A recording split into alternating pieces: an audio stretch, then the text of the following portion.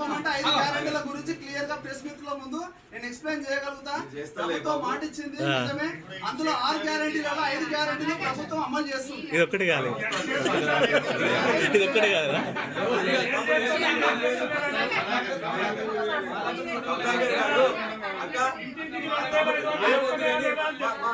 మా తమ్ముడు చెప్పిండు 5 వచ్చినాయి, 2500 వస్తున్నాయి. 2000 ఆరైని